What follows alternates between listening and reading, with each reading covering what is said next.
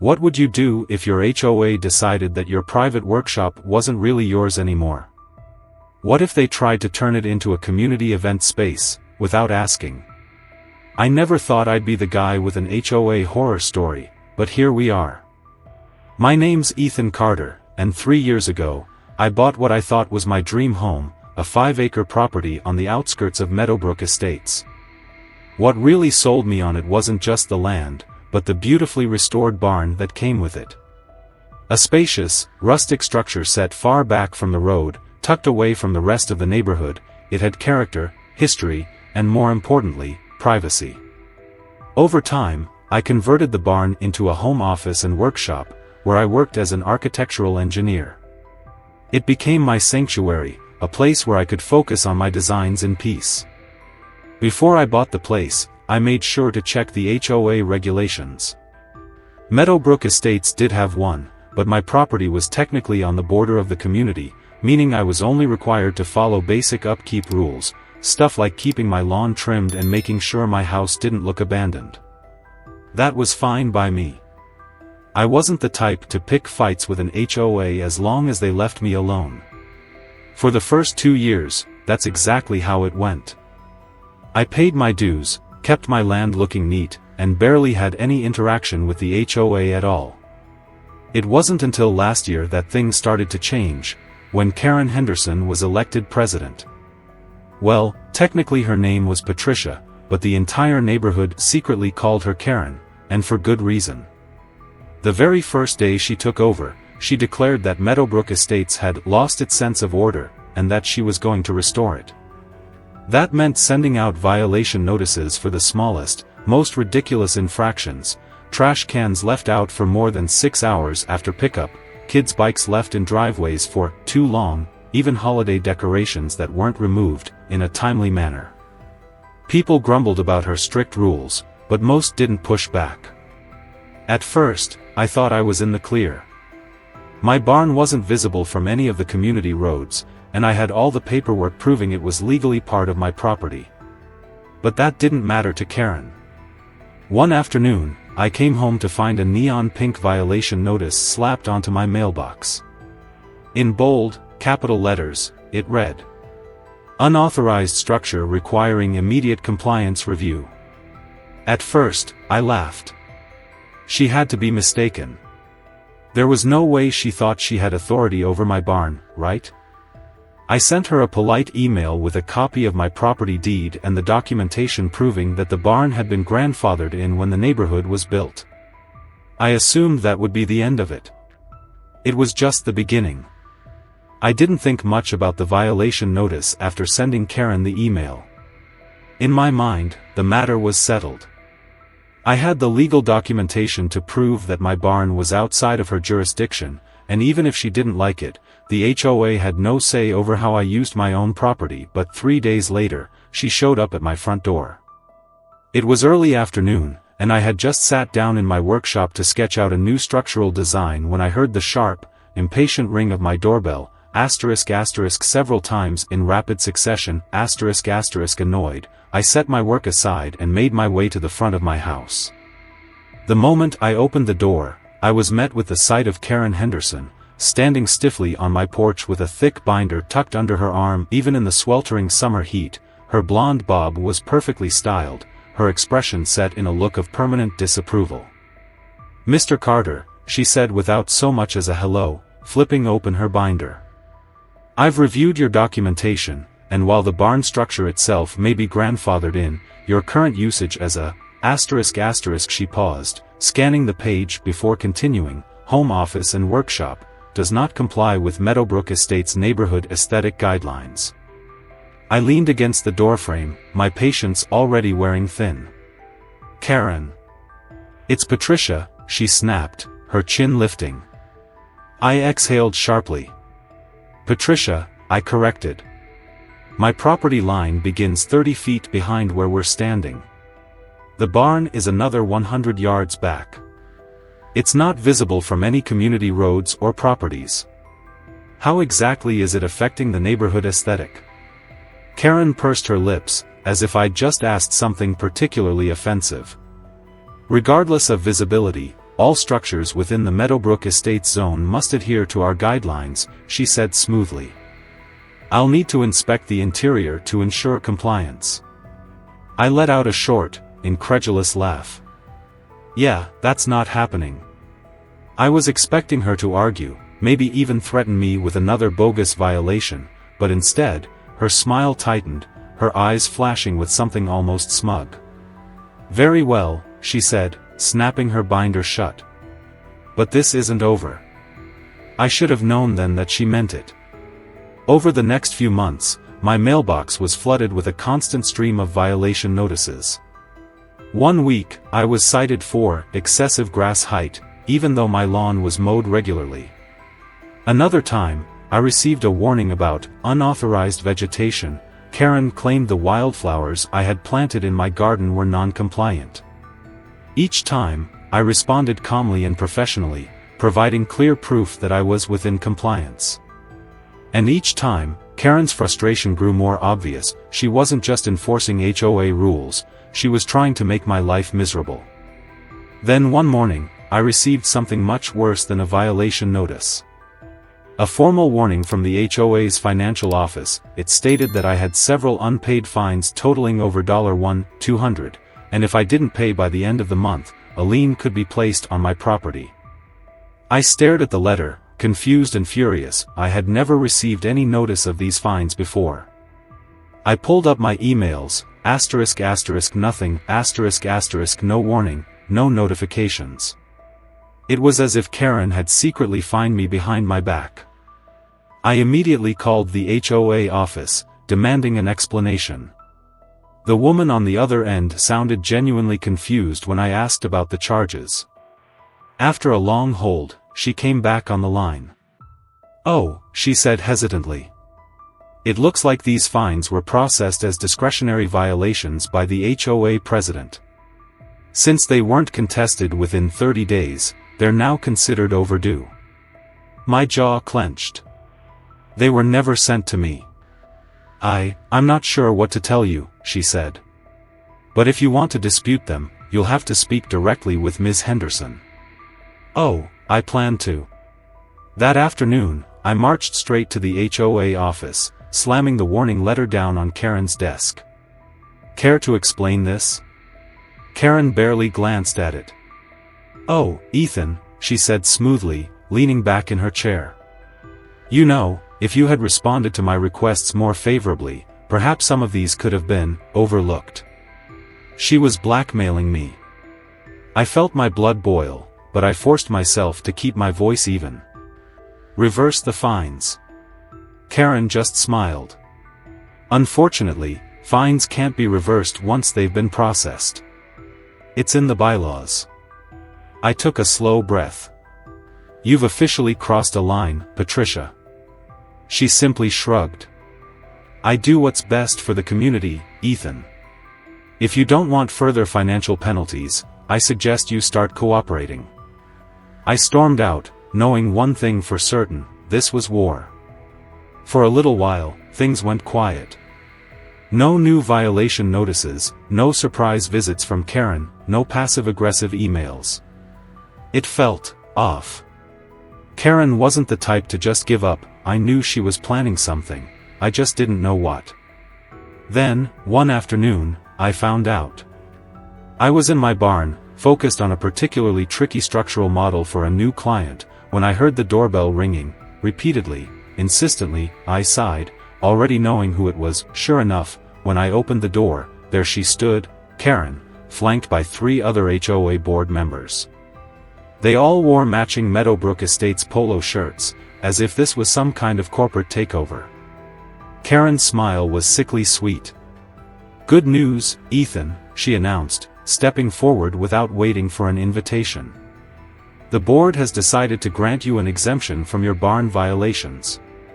I crossed my arms. There were no valid violations to begin with. Karen waved off my words as if they were irrelevant details. In exchange, she continued, for allowing us to use your barn for this year's summer gala. I blinked. You want to use my barn? Not just use, Karen corrected. The community needs your barn. Our usual venue isn't available, and we have over 130 guests expecting an elegant evening. The rustic aesthetic of your barn is exactly what we need for a country chic theme." I let out a short, incredulous laugh. "You mean you want to turn my private workspace into a party venue?" Karen's smile didn't waver, but her eyes hardened. "The community party, Ethan. As a resident of Meadowbrook Estates, you're a part of this community, aren't you? Or are you suggesting that you don't care about community spirit?" Behind her, the other board members nodded in unison, like trained puppets. I stared at her for a long moment. "I appreciate the offer," I said carefully, "but I'm in the middle of a major project. My equipment, my materials, they can't just be moved around. I can't risk them getting damaged." Karen sighed dramatically, as if she were disappointed in me. "Mr. Carter," she said smoothly, "perhaps I didn't make myself clear. The board is prepared to overlook certain irregularities in your property compliance in exchange for this small favor." My stomach dropped. She was threatening me. I felt my temper rise, but I forced myself to keep my voice even. "Are you suggesting that if I don't let you use my private property for your event, you'll manufacture more HOA violations against me?" One of the board members shifted uncomfortably, but Karen didn't even flinch. "I'm simply pointing out," she said, "that cooperation tends to make community living more harmonious. The gala is in 3 weeks. We'll need access the day before to decorate. I'm sure you'll make the right decision." She handed me a formal request document, patted it with a manicured hand, then turned on her heel and walked away, board members in tow,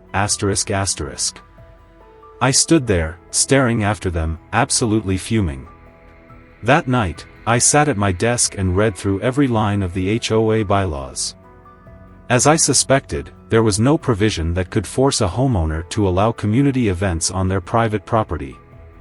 But more interestingly, I found multiple instances where Karen had overstepped her authority in other matters. The next morning, I called Ryan Foster, a friend from college who now worked as a real estate attorney specializing in HOA disputes. After explaining the situation, he confirmed what I already knew, they had no legal right to demand use of my property, and if they retaliated, that would be grounds for legal action. Armed with that knowledge, I drafted a firm but professional email to the entire HOA board, formally declining their request and making it clear that any further harassment or retaliatory actions would be met with legal consequences. I expected a furious email response. Instead, Karen showed up in person. 2 days later, she stood on my porch again, that same forced, sugary smile plastered across her face. "Mr. Carter," she said, "I think there's been a misunderstanding." "No misunderstanding," I replied flatly. "My property is not available for community events. I have work commitments that can't be disrupted." Karen's fake smile faltered. "You know," she said smoothly, "several neighbors have complained about the noise coming from your barn. Power tools after 6 p.m. Hammering on weekends. Very disruptive." I raised an eyebrow.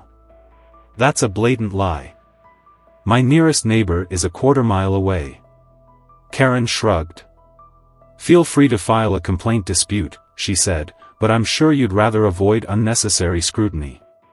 She was trying to intimidate me. Again, "You know," I said casually, pulling out my phone, "I have Officer Harris's card right here. I could call him and ask if harassment like this counts as an abuse of power." Karen's face twitched. But then she regained her composure and smiled. "The gala planning committee will be very disappointed," she said. "We've already started designing invitations with your barn as the featured venue." I stared at her. "You printed invitations before even asking me?" She let out a mock sympathetic sigh. "That's why I was hoping you'd be more cooperative." I clenched my jaw. "That sounds like a planning error on your part. Not a problem on mine." Karen's pleasant facade cracked, her eyes flashed with something colder, meaner, then, leaning in slightly, she lowered her voice. "Listen here, Ethan. One way or another, that barn will host our gala. I suggest you reconsider your position before things get unpleasant." With that, she turned on her heel, marched back to her luxury SUV, and sped off. I stood there, the invitation document still in my hand, feeling an unsettling chill creep down my spine. I had the sinking feeling that Karen was far from done. I wanted to believe that Karen had finally backed off, that she would find another venue for her precious gala and leave me alone. But deep down, I knew better. Karen didn't accept no, she saw it as a challenge. And sure enough, the quiet didn't last. A few nights later, I was working in my home office when a pair of headlights flickered across my window. A few minutes later, I heard a sharp knock on my door. Annoyed, I checked the time, nearly 9 p.m, I wasn't expecting anyone. When I opened the door, I was met with 2 police officers standing on my porch. "Good evening, sir. We received multiple noise complaints about loud construction work coming from your property." I blinked. "Excuse me?" One of the officers pulled out a notepad. "Several neighbors reported the sound of power tools and hammering coming from your barn late into the night. Would you mind if we took a quick listen?" I let out a sharp breath, already knowing exactly who was behind this. "Officers, I haven't used any power tools tonight. And considering my nearest neighbor is a quarter-mile away, I'd love to know exactly who made these complaints."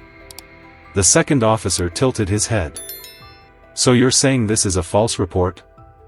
Instead of answering, I pulled out my phone, opened my security camera app, and scrolled back through the past couple of hours.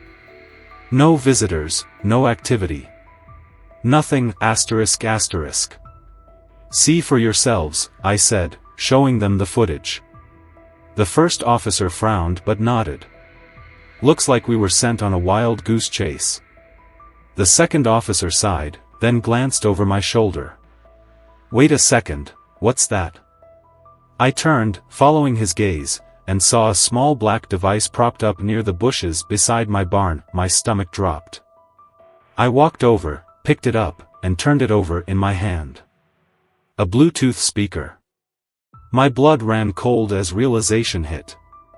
Karen had planted a speaker outside my barn, playing pre-recorded construction noises. She had faked the entire complaint. I exhaled sharply. "You've got to be kidding me." One of the officers let out a low whistle. "Well, that's a new one." I turned back to them. "Any chance I can file a harassment report for this?" The first officer rubbed the back of his neck. "Unfortunately, it's not quite criminal. But if this keeps happening, start keeping records. If a pattern of harassment emerges, we can escalate it." I clenched my jaw. "Noted." The officers left, and I stood in the darkness, gripping the speaker so tightly my knuckles turned white. Karen wasn't just playing dirty, ***, she was actively trying to weaponize law enforcement against me, ***. I wasn't just dealing with a control freak anymore. I was dealing with someone dangerous. #the breaking point. The next few days were eerily quiet. No new emails, no bogus violation notices, no Karen. I wanted to believe she'd finally realized she'd pushed too far. Then, on Thursday afternoon, I received an email from the HOA with the subject line: "Notice of Emergency Board Meeting Resolution Passed." I frowned and opened it. The message inside was worse than I could have imagined. It stated that due to urgent community needs, the HOA board had held an emergency meeting, ***, without notifying general members, which was against the bylaws ***, and had passed a special resolution.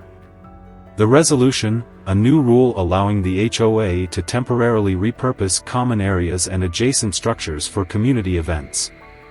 And the kicker? They had redefined the border of my property on a crudely edited plot map, falsely claiming that my barn was now partially on an easement. Karen had rewritten property lines. I stared at the screen in disbelief, my pulse pounding in my ears. This was complete fraud. I grabbed my phone and called Ryan. "This is illegal, right?" I asked the moment he answered. Ryan didn't even hesitate. "Completely. They can't unilaterally change property lines, and they sure as hell can't pass an emergency resolution without proper notice. Ethan, they're trying to strong-arm you. This is blatant property fraud." I felt a slow, simmering rage build in my chest. What do we do? We shut it down. Ryan drafted a cease and desist letter that afternoon, outlining all the violations Karen and the HOA had committed, *** trespassing, falsifying legal documents, and harassment, ***. That evening, I hand-delivered a copy of the letter to each board member's house. When I got to Karen's place, she wasn't home, so I left it taped to her front door. I thought maybe, just maybe, this would finally put an end to it. I should have known better. ## trespassing in broad daylight. The next morning, I woke up to the sound of car doors slamming. I sat up, grabbed my phone, and checked my security camera feed. My stomach dropped. There were 3 cars parked outside my barn, a group of people, ***, including Karen ***, were unloading boxes and decorations, carrying them inside my barn. I threw on some clothes and stormed outside, my heart pounding. "What the hell do you think you're doing?" I demanded. Karen turned to me with a triumphant smile, "Setting up for the gala, of course." She chirped. "Didn't you get the notice?" The board vote was unanimous. My hands curled into fists. "I also sent you a cease and desist letter from my attorney. You are trespassing on private property. Leave. Now." Karen waved a hand dismissively. "Your threats don't scare me, Ethan. The revised easement clearly states, ***. The revised easement is a fraudulent document, and you know it," I cut in. "Get off my property." One of the other volunteers, a middle-aged man I recognized as Greg Thompson, the HOA treasurer, looked visibly uncomfortable. "Karen, maybe we should discuss this first. If he has a lawyer, ***. "Oh, stop being so spineless, Greg." Karen snapped. "He's bluffing. No one's calling the police." I pulled out my phone. "Try me." Karen rolled her eyes. "Go ahead. The police will side with the HOA. They always do." I dialed anyway. But then Karen did something that made my blood run cold. She reached into her pocket, pulled out a key, and unlocked my barn door. She had a key. My mind reeled. How? Then it hit me. The handyman, the guy who had once helped me fix my garage door. Karen had tricked him into making a copy. I barely heard the 911 operator as I told them, in a cold, controlled voice, that I needed officers on my property. Because in that moment, I realized something. Karen thought she had won. She had no idea what was coming. The police arrived within 20 minutes, but to me, it felt like an eternity. I stood in my driveway, arms crossed, watching as Karen and her minions continued setting up decorations inside my barn like they had every right to be there. She didn't even flinch when the patrol car pulled up. If anything, she looked smug, as if she believed the officers would take her side. Officer Harris, a cop I'd met before at a community safety meeting, stepped out and approached me first. "Mr. Carter, we received a call about trespassers on your property. Can you tell me what's going on?" I handed him the cease and desist letter from my attorney, the fraudulent plot map Karen had distributed, and my original property deed. I explained, in painstaking detail, how the HOA had faked an emergency vote, tried to alter my property lines, and had illegally obtained a key to my barn. Harris's expression darkened as he listened. Then he turned to Karen. Ma'am, I need you to explain why you and these individuals are on private property without the owner's permission. Karen straightened her polo shirt and smiled.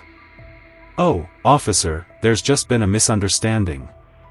This barn has been designated for community use under the new easement guidelines. The same guidelines that were passed in an illegal meeting? I cut in.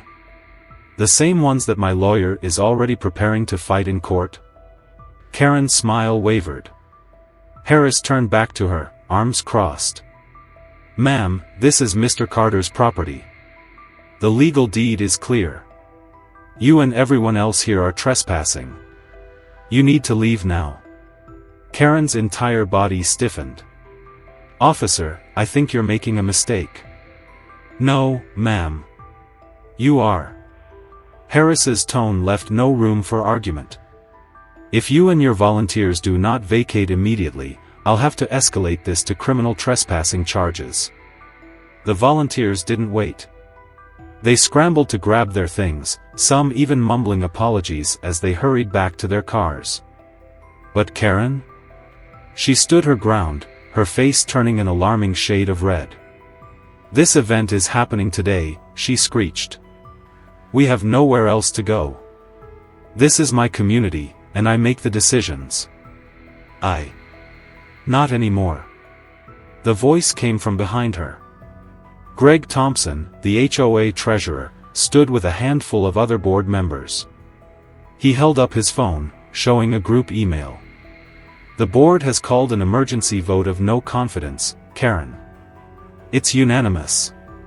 You're officially removed as HOA president. Karen turned, eyes wild. You can't do this to me. I built this HOA. You did this to yourself, Greg said simply. Karen let out an enraged, incoherent scream, kicked over a stack of folding chairs, and stormed to her car. As she sped off, she rolled down her window and shrieked, "You'll all regret this," before disappearing down the road. Just like that, the reign of terror was over. In the following days, the HOA board scrambled to fix the legal mess Karen had left behind. Her fraudulent plot maps were revoked, and all fines she had issued, including the ones against me, were nullified. Greg personally apologized and promised to work toward a more reasonable HOA. I finally changed my locks, again, and installed a full security system. The next weekend, I sat in my barn, enjoying the peace, knowing that Karen was gone, and she wasn't coming back. But I couldn't help but wonder, how many other neighborhoods have to deal with HOAs like this? Have you ever felt powerless against HOA, or Karen, rules? Share your experiences below, let's see who had it worse.